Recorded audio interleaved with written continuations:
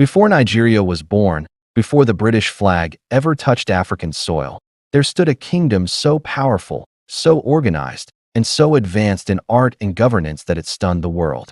A kingdom ruled by mighty kings known as Obas, whose words were law, whose symbols were divine, and whose palaces shimmered with bronze and gold.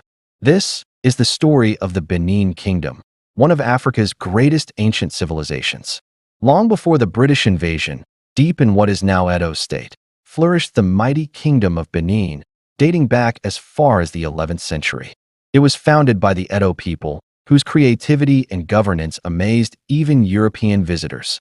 The early rulers were known as Ajasos, meaning kings of the sky.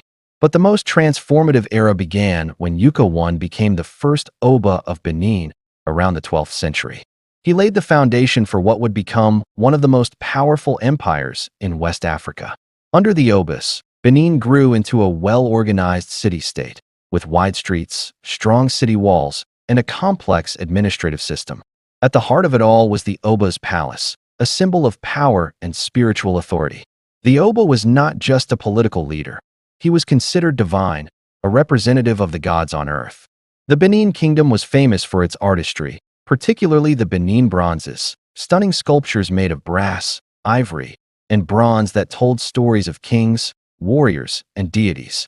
These works weren't just decorations. They were records of history, passed from generation to generation through metal and fire. By the 15th century, under Oba Ewuare the Great, Benin reached the peak of its glory. Ewuare expanded the kingdom's territory through war and diplomacy, stretching its influence to modern-day Lagos and beyond. He built massive walls and moats, some of the longest earthworks in the world, to protect the city. Benin became so organized that Portuguese traders who arrived in the 1400s described it as a city as beautiful and clean as Lisbon.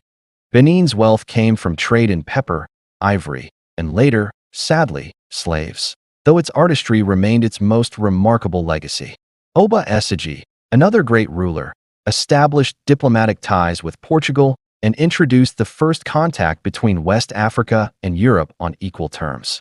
But by the late 19th century, that balance of power changed. In 1897, the British launched the Benin Punitive Expedition, destroying the city, exiling Oba Ewuare I, and looting thousands of Benin bronzes. These treasures were taken to museums across Europe, where they remain to this day, symbols of both Benin's greatness and the tragedy of colonial greed. Yet, the spirit of Benin did not die. Today, the Benin monarchy still stands, with Oba Ewuare II as its current ruler, guarding centuries of culture, art, and pride. The story of the Benin Kingdom is not just Nigeria's story, it is Africa's story. A reminder that long before colonization, there were empires of intellect, order, and beauty. Because the greatness of a people is not measured by what was taken from them, but by what they built and what still stands in their name. If you love Nigerian history, don't forget to like this video, subscribe to Nigerian History, and turn on notifications, because more hidden stories from our past are coming your way. This is Nigerian history, telling the stories that shaped who we are.